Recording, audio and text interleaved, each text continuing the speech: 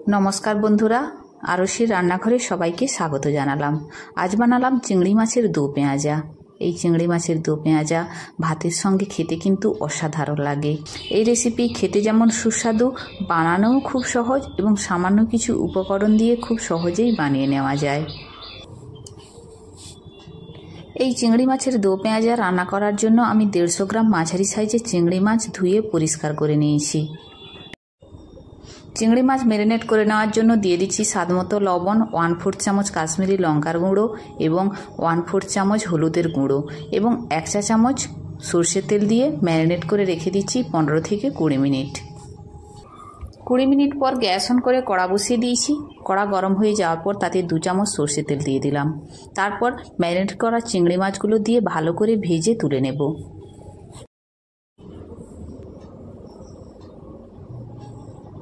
এই রকম লাল লাল করে ভেজে তুলে নিয়ে একটা পাত্রের মধ্যে রেখে দিচ্ছি। ওই কড়াতেই আরও দিয়ে দিলাম 2 চামচ সরষের তেল।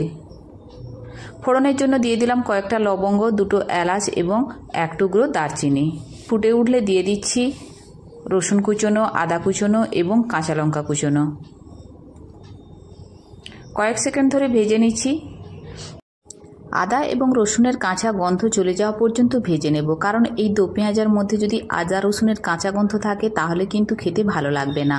তাই কাঁচা গন্ধ চলে যাওয়া পর্যন্ত ভেজে নিচ্ছি। কাঁচা গন্ধ চলে যাওয়া পর্যন্ত ভেজে নেওয়ার পর তাতে দিয়ে দিচ্ছি এইভাবে ডুমো ডুমো করে কেটে নেওয়া ক্যাপসিকাম। তারপর দিয়ে দিচ্ছি এরকম সাইজ করে কেটে নেওয়া পেঁয়াজ। এখানে আমি ক্যাপসিকাম হাফ বাটি নিলাম এবং পেঁয়াজও হাফ বাটি নিয়েছি। দুটো সবজি দিয়ে আবারও ভালোভাবে নাড়াচাড়া করে ভেজে নিচ্ছি। তারপর এতে দিয়ে দিচ্ছি স্বাদমতো লবণ এবং দিয়ে দিচ্ছি 1/2 চা চামচ কাশ্মীরি লঙ্কার গুঁড়ো দিয়ে আবারও ভালোভাবে ভেজে নিচ্ছি। এরকমভাবে ভেজে নেব প্রায় 2 থেকে 3 মিনিট। 2 থেকে 3 মিনিট ভেজে নেওয়ার পর তাতে দিয়ে দেব 2টো টমেটো। এই রকম একটু বড় সাইজের করে কেটে নেওয়া টমেটো দিয়ে দিলাম। টমেটো দিয়ে আবারও নাড়াচাড়া করে নিচ্ছি।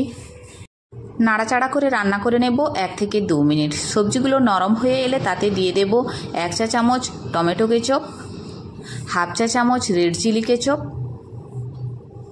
এবং 1/2 চা চামচ গ্রিন চিলি কেচাপ এবং দিয়ে দিচ্ছি 1/4 চামচ ডার্ক সয়া সস। তারপর 1/2 কাপ মতো জল দিয়ে আবারও সমস্ত মশলাসহ সবজি কষিয়ে নিচ্ছি। এইভাবে রান্না করে নেব আবারও 1 থেকে 2 মিনিট। তারপর দিয়ে দিচ্ছি ভেজে রাখা চিংড়ি মাছগুলো দিয়ে আবারও নাড়াচাড়া করে নিচ্ছি এবং এইভাবে নাড়াচাড়া করে নেব আরও 1 থেকে 2 মিনিট।